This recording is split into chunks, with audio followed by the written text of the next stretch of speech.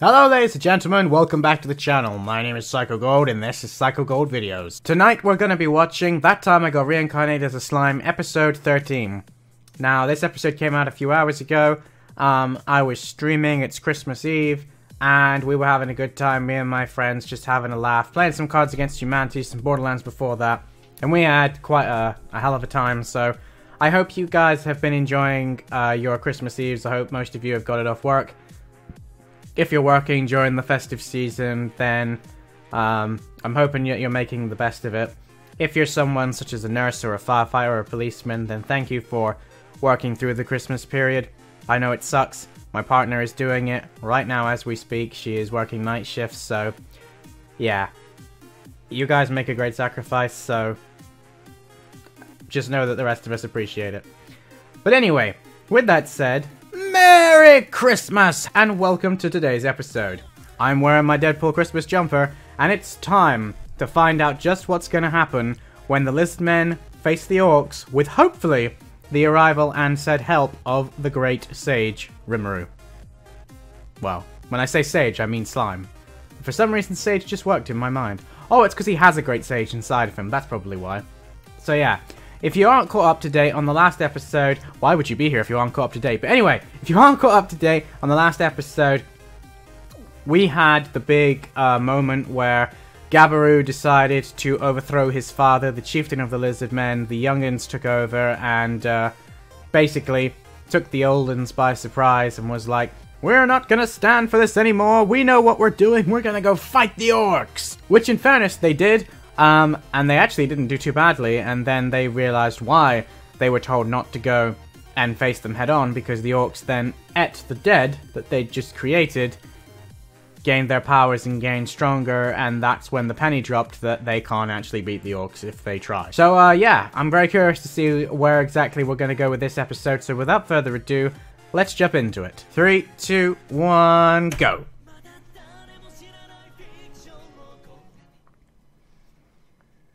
Episode 13, The Great Clash. Boom, boom. Oh, the direwolves and the goblins are out again. Oh, wait a minute, isn't that Gabiru's sister? I thought she was imprisoned. Shift into turbo! Oh. Well, alright then. The Great Healer Rimuru. Well, the Great Potion Maker, maybe. Oh, okay. So it is her. Maybe Gabiru let the Elder Ones out after he saw what happened with the orcs. Okay, so the chief helped her escape.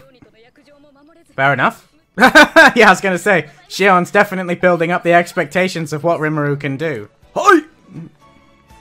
That sounded a bit like the Power Rangers thing, doesn't it? Right! Oh, sounds like they're engaged in fighting still outside on the marshland grounds. Retreat! This is the point where you yell the word retreat. Yes! Gabiru's not a complete idiot. Though, yes he is, because it was way too late. Wow! He's actually shielding the goblins. That's surprising. So he actually knows that this is the last stand. Oh man, the orcs, when they all talk together like one unit is a little bit unnerving to say the least. This is him. Yep. Look at that! That's, that ain't no 9 to 5. Well, I'm assuming, of course, he's the Orc Lord. Damn, he's not the Lord. I am not the Orc Lord. That could be a problem. In some respects, I do kind of have a little bit more respect for him now.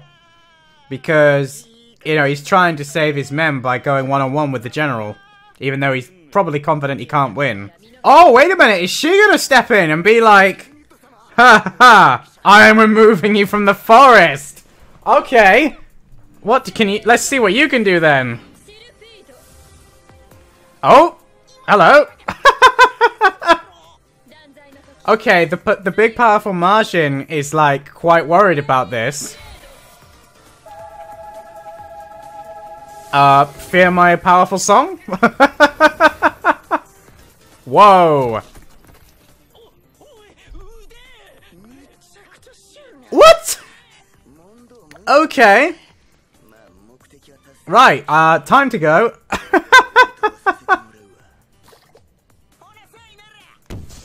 Oh, okay, so they're leaving anyway, so we don't get to see an actual fight, but I don't think they stand a chance of winning.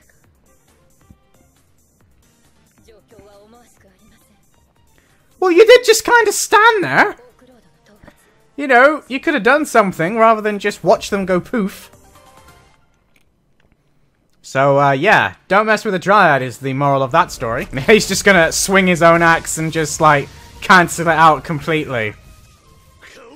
Wow, look at that! Like, I know he's evil as all hell, but that's cool. That is quite cool looking, not gonna lie. I mean, looking at this, it doesn't look like he's actually unskilled.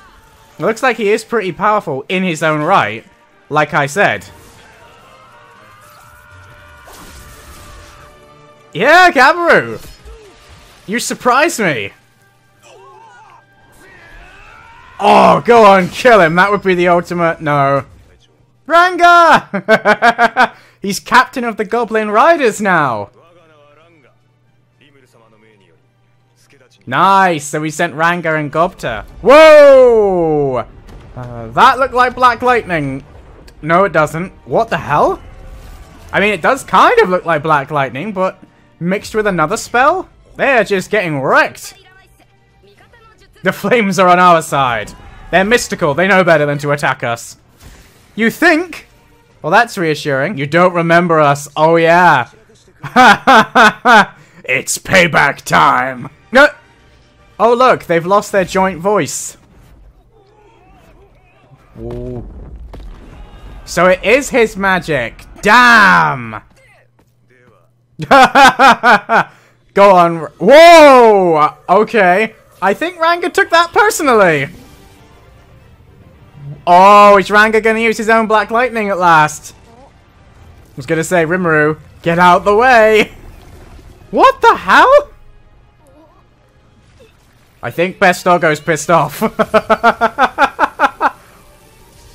No, I was right. It is Black Lightning, but it's more like a lightning storm tornado. What the hell? This is the individual Ranga's Death Storm! Okay, I like Death Storm. That's pretty cool. He disintegrated the general. Oh, and he howls. What? Tempest Star Wolf 2 horns. Did he just, like, evolve? Level up? What? Ha! This is a mere fraction of the power you mocked as being worthless. I was gonna say, there's no one left, Ranga. Okay, now this is beginning to sound a bit overlordish now, but it's like the other way around. Now it's the good guys doing it. Yeah, I don't think they're gonna get anywhere near Syiance. Yeah, that's what I thought. She is stupidly strong. Look how far that cracked the ground! What? But Ranga was pretty powerful too, man. Like, that was way more than I think most people gave him credit for. And why does that orc have bunny ears?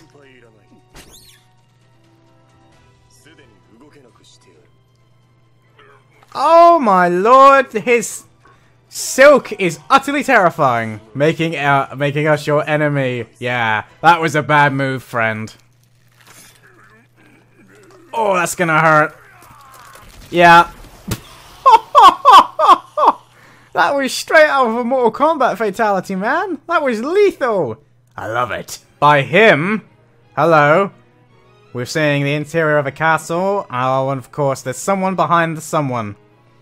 Stood there, looking on evilly, drinking. 'Cause that's what I was thinking, like, they've destroyed a good number of the orcs, but I don't think that's the whole army by any stretch of the imagination. Oh, he's put the mask on. This is going to be the end of the episode. I've got a funny feeling.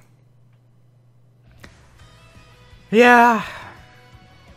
Well, there you go, ladies and gentlemen. That was That Time I Got Reincarnated as a Slime, episode 13. Easily one of the most hype episodes that we've had for at least a couple weeks. I mean, that's the good thing about this show. There seems to be a hype episode every couple of weeks. Like, that's the way it seems to go.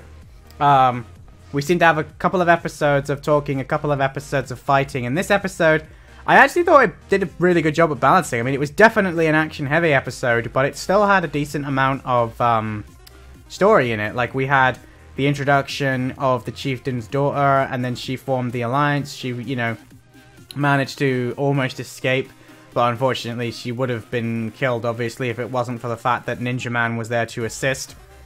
And by Ninja Man, I mean Shio, is it? I don't actually mean Ninja Man from the Super Sentai series, because that would have been hilarious in its own right, but nothing to do with slime. Never underestimate the power of ninja! Highlights from me for this episode, I think everybody knows what I'm gonna say. It was Ranga stepping up to the plate and being like, you think we're the worthless ones? Okay. And then he just got really, really pissed. And then those tornadoes came down, the black lightning started to fly, everything just started going all over the place, and the Ohhh general, who was managing to stay planted in the ground, just got ripped apart and disintegrated at the sheer force that Ranga's death storm brought upon the land, and in doing so, he grew a second horn and became a Tempest Star Wolf, which I think is absolutely brilliant. I mean, Ranga has even more power now, and that's perfect. Ranga is my favorite character in the show. I love Shion, I like Gobta, and obviously Rimuru is really good, but I'm a dog person at heart, and the fact that Ranga is like a perfect sentient dog, and, you know, he's this huge, powerful wolf, but he has, you know, very sentient feelings, which all the races seem to not really grasp. Is like, yeah, he is a wolf, and he is like a dog in some aspects, but there is a proper mind working inside of him. He has feelings, and he really, really didn't like being called a worthless dog. And yes, it was the word worthless he seemed to have issues with, but he definitely didn't like being called a dog. You could see that on his face. It's like, I'm a wolf. And Gobta didn't particularly like being thought of as a lesser race either. And I was really interested to see whether or not Gobta was going to actually fight the Orc General in the same way that he fought Gamru, because obviously Gobta surprised everybody by winning. Now, I would have been very surprised if Gobta had won, but it would have been just so satisfying to watch, especially the way Ranga introduced him as well. It was like, this is Gobta, captain of the riders, and it was like, oh, he has an affection for Gobta. He's very defensive over Gobta, and it's like, that's great, man. I mean, all of his direwolf buddies behind him, I didn't even realize that they were there as well. Like, they all must have used their shadow powers to leap in behind Ranga after Gobta came in. And I think it's really cool as well. Like, Gobta has his own direwolf that we don't know the name of, but like, it seems like Gobta and Ranga are going to be working together a lot more now that Gobta has like officially become the captain of the Goblin Riders. Like, it's kind of cool. Like, completely different to the Wolf Riders and Goblin Slayer. Like, these ones are much better. It was also nice to see just how much more power the Kajin have compared to their ogre brethren. Like, the ogre's village was pretty much defeated by the orcs, but 3 Kajin were basically able to wreck a decent portion, if not majority, of the orc army without any real response from them. Like, you know, the leader's magic and the other 2 sword skills, and obviously you have the ninja wannabe running around on the inside, and he just took that goblin, I keep calling them goblins, and he just took that orc big dude with the bunny ears apart in, you know, less than a second, and it's just like, oh my god, that's not even all of them. You know, they left, there's 2 more Kajin back at the back at Rimuru's village, and it's like, yeah, I wouldn't want to fight all of them in one go. I mean, they were powerful as ogres, but they're really powerful as Kajin. But then, you've got Ranga, who's now really powerful. Gobta's way, way beyond his potential as like an average hobgoblin. And then you've got Rimuru flying above everything else, like, yeah, remind me not to get on anybody's bad side. But Rimuru, ultimately, I believe, is still more powerful than all of them. But the question is whether or not he would be more powerful if all of them decided to turn on him together. Because obviously that has always been the thing in, like, Overlord, for example. Yeah, the Floor Guardians are never gonna turn on him, but if they did, they would probably be able to defeat Ainz if they did it together. Because he struggled to go one-on-one with Shaltir, and that's the same thing I'm sensing with Rimuru, like the way he was watching Shion just cleave an entire row of orcs apart, and it just, you know, the force went through the ground and left a great big crevice where only a second earlier the floor had been whole. The leader of the Kijin was able to take out so many orcs with those massive clouds of black fire, or whatever it was. I don't think he said the name, but man, you do not want to be on the other side of a fight if the Kijin are coming after you. Be very interested to see what happens when the dancing Majin finally shows up, depending of course on how many arms he's got, which takes me to my second favorite moment of the episode, which was that the Dryad showed up and was like, "This is my forest." And she just completely owned him. There was just no response from the so-called Demon Lord. Like, Gelmud doesn't actually strike me as the Demon Lord. I think the Demon Lord is the dude we saw at the end of the episode wearing the white suit. Gelmud is just using the name to make people think it's him so that the other guy can stay completely anonymous and just manipulate things from the shadows, which I think is his style. But in true fashion, I will imagine that that guy is also very powerful, and that's why Gelmud is absolutely terrified at the fact that he might fail, and in doing so might incur his wrath. Now, I don't know much about Majin physiology. I don't know if they can, like, regenerate themselves, but he didn't seem too fussed about the fact that his arm had been cut off, so I'm betting that they can, which probably means that he's going to be still viable as an opponent to fight in a future episode. And at the end, we got that cliffhanger that Rimuru is going to take on the Goblin Lord, which I assume is going to be next week's episode. Now, in theory, the Goblin Lord is, like, infinitely more powerful than the Goblin General that I keep calling them goblins. Okay, retroactively, every time I've said Goblin, I mean Orc. It's because we watch Goblin Slayer, and they have almost the same names, but Goblin instead of Orc. So I mean Orc Lord, Orc General, and, you know, the rest of the sentence still stands. And I'm just very curious to see, you know, whether that's going to be a close fight for Rimuru, or whether Rimuru is actually going to still be able to completely, not decimate him as such, but he's going to start to realize that he's not actually anywhere near Rimuru in terms of pure power. Which I think would be pretty cool, because obviously Rimuru has had a few fights, and most of the time he's won through circumstances rather than his own skill. Like when he fought Ifrit, it was his fire immunity, or heavy resistance, however you want to look at it, that allowed him to pull out the win. Otherwise, he might have been in trouble in that fight. So I'm curious to see what he's going to do against the Goblin Lord in this fight. But at the same time, he might not hold back, because when he was fighting Ifrit, he wasn't bringing out his most powerful abilities like his Black Lightning, because he didn't want to hurt, you know, the girl on the inside of Ifrit. But against the Goblin, no. But against the Orc Lord, he's not going to have such of the same reservations about, you know, completely smoking him and leaving him as a dissolved pile of ash.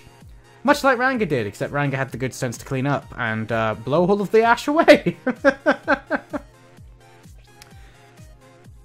I also like the fact as well that Gabiru actually was shown to be a bit more honorable than the last couple of episodes.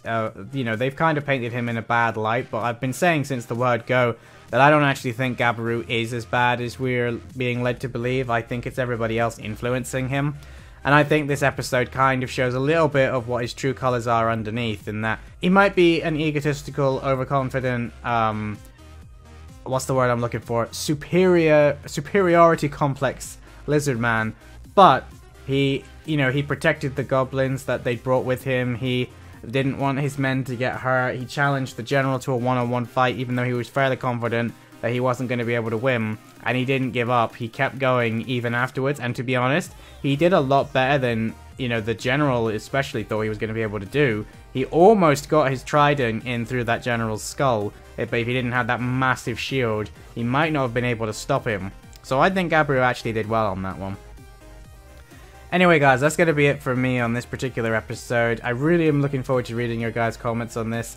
I really enjoyed this episode. It was such a great one. So if you enjoyed this reaction, don't forget to give it a thumbs up, because it really, really makes a difference to other people being able to find this video and people enjoying it. And of course, if you're new around here, I am thoroughly loving That Time I Got Reincarnated as a Slime. Feel free to go and check out the playlist for the rest of the episodes that I've reacted to previously, and perhaps consider subscribing to the channel for any of the future episodes and any of the other anime that I do that might catch your attention. as well as the occasional fan film and trailers, etc. that I also tend to check out. And that's going to be about it, my friends. As always, my name is PsychoGold, and I will see you in my next video. So have a good Christmas, everybody, and I will see you when it's all said and done after Boxing Day. This is PsychoGold, out.